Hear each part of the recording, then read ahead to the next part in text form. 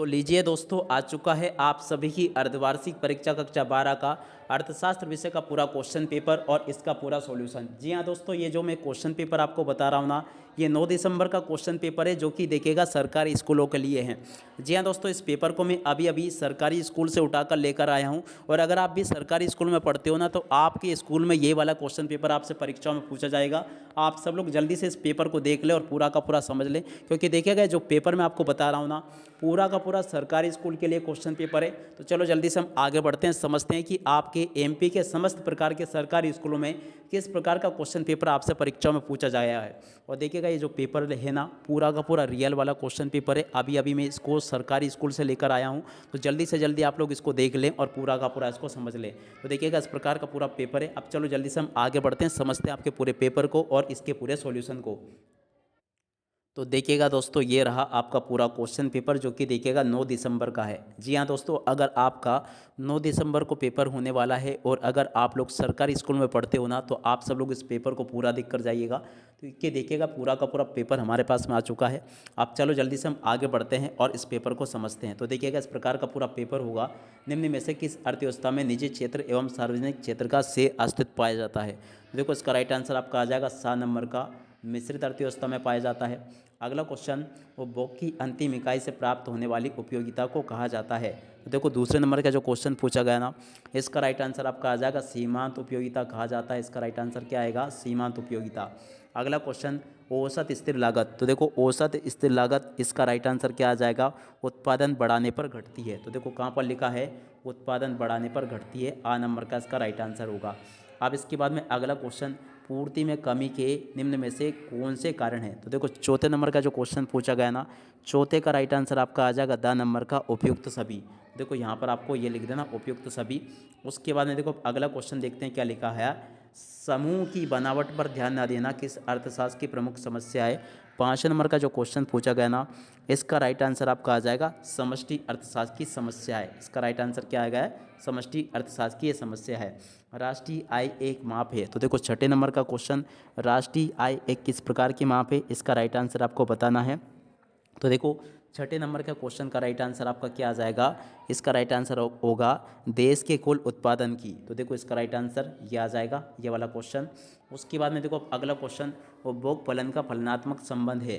देखो 7वें नंबर का जो क्वेश्चन पूछा गया ना, 7वें का राइट आंसर आपका क्या आ जाएगा? यहाँ से आप लोग देख लें, आय एवं उपभोग दोनों का। तो देखो इसका राइट आंसर क्या आ जाएगा? आय एवं उपभोग दोनों का संबंध है। उसके बाद में देखो यहाँ से आप लोग रिक्त स्थानों को देख ले। रिक्त स्थान पूर्ति आपके पेपर में किस प्रकार से पूछी गई। पहला क्वेश्चन देखते हैं, आय में वृद्धि होने से कुछ वस्तुओं की मांग बढ़ जाती है एवं कुछ वस्तुओं की मांग घट जाती है। तो देखो एक जगह पर आपको लिख देना है बढ़ जाती है और दूसरी जगह पर आपको यहाँ पर लिख देना है घट जाती है। ठीक है। उसके बाद में देखो अगला क्वेश्चन, यदि निकट प्रतिस्थापन वस्तु आसानी से उपलब्ध नहीं होती है तो उस वस्तु की मांग होगी। तो देखो प्यारे विद्यार्थियों, इस वस्तु की मांग कैसी होगी? बेलोचदार होगी। क्या लिखोगे यहाँ से? बेलोचदार। इसका राइट आंसर आ जाएगा। ठीक है। अब उसके बाद में देखो अगला क्वेश्चन पढ़ते हैं, औसत लागत एवं सीमांत लागत दोनों ही लागत से ज्ञात की जाती है। देखो किससे ज्ञात की जाती है? तो देखो ये दोनों लागतें जो है ना, कुल लागत से ज्ञात की जाती है। तो इसका राइट आंसर क्या आ जाएगा? कुल लागत। अगला क्वेश्चन पढ़ते हैं क्या लिखा है, देखिएगा। पूर्ण प्रतियोगिता एक स्थिर होती है। तो देखो पूर्ण प्रतियोगिता जो है ना, एक काल्पनिक स्थिति होती है। तो यहाँ से आप लोग क्या लिखोगे? काल्पनिक स्थिति होती है। अगला क्वेश्चन पढ़ते हैं क्या दिया गया है, देखिएगा प्यारे विद्यार्थियों। अर्थव्यवस्था की वे दशा जिसमें मुद्रा का मूल्य घटता है तथा वस्तुओं का मूल्य बढ़ता है। तो देखो 5 नंबर का जो क्वेश्चन लिखा है ना, इसमें आपका क्या आ जाएगा? मुद्रास्फीति। तो देखो यहाँ पर आपको क्या लिखना है? मुद्रास्फीति। इसका राइट आंसर होगा। तो यहाँ से आप लोग लिख लें मुद्रास्फीति। उसके बाद में देखो अगला क्वेश्चन, प्रभावी मांग का विचार ने प्रस्तुत किया। तो देखो प्रभावी मांग का विचार किसने प्रस्तुत किया? तो देखो इसका राइट आंसर आपका आ जाएगा कीन्स। किसने प्रस्तुत किया था? कीन्स ने। अब इसके बाद में अगला क्वेश्चन पढ़ते हैं, देखिएगा क्या दिया गया। निम्नलिखित की सही जोड़ी बनाइए। तो देखो सही जोड़ी आपको कैसे बनानी है, यहाँ से आप सब लोग देख ले। प्रश्न नंबर 3 में आपसे जोड़ी पूछी गई है।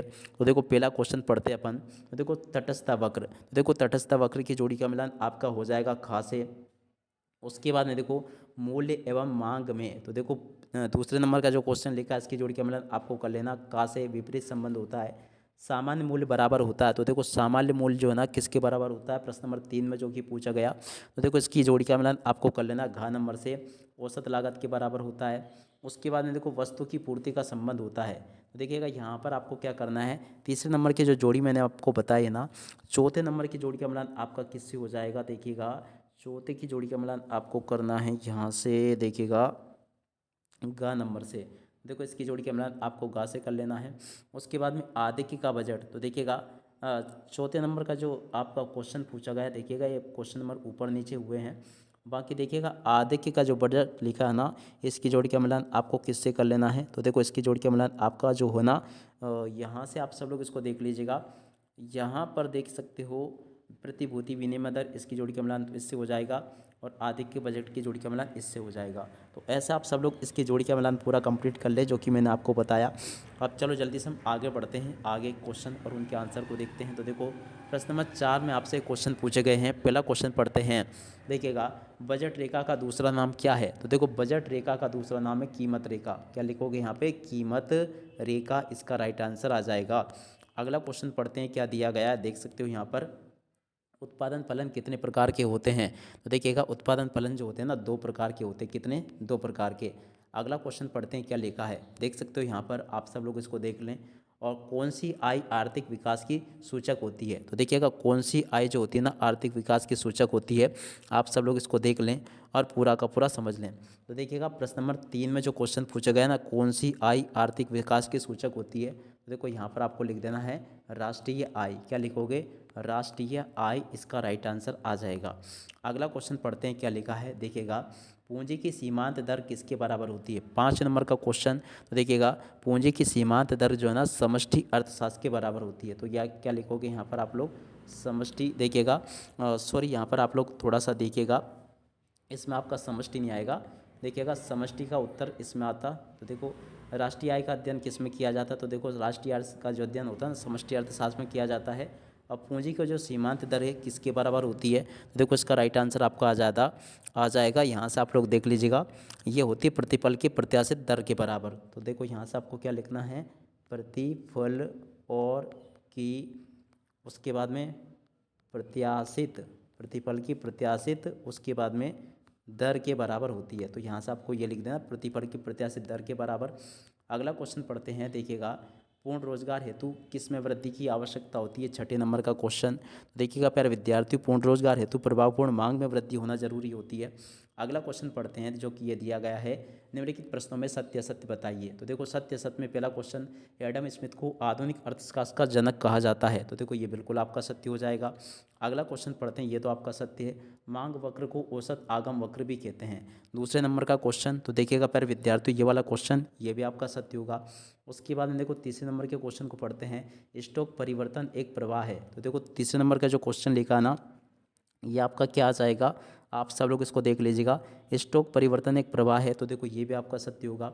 और चौथे नंबर का क्वेश्चन, तो देखिएगा चौथे नंबर का क्वेश्चन ये भी आपका क्या हो जाएगा, सत्य हो जाएगा। उसके बाद में देखो 5 नंबर का क्वेश्चन, ये भी आपका सत्य होगा। 6 नंबर का क्वेश्चन, ये भी आपका क्या हो जाएगा, सत्य हो जाएगा। उसके बाद में देखो 7 नंबर का क्वेश्चन, ये भी आपका सत्य होगा। यानी कि टोटल सभी के सभी सत्य है, इसमें गलत कोई भी नहीं है। ठीक है, अब इसके बाद के क्वेश्चन इस प्रकार से पूछे गए, तो आप सब लोग इसको तैयार कर लो। पूरा का पूरा क्वेश्चन पेपर मैंने यहाँ से आपको बता दिया। मगर देखिएगा दोस्तों, इतने कम समय में मैं इसको पूरा का पूरा सॉल्यूशन नहीं बना पाया, तो आप सब लोग इसका पूरा सॉल्यूशन देख लीजिएगा बहुत ही जल्दी।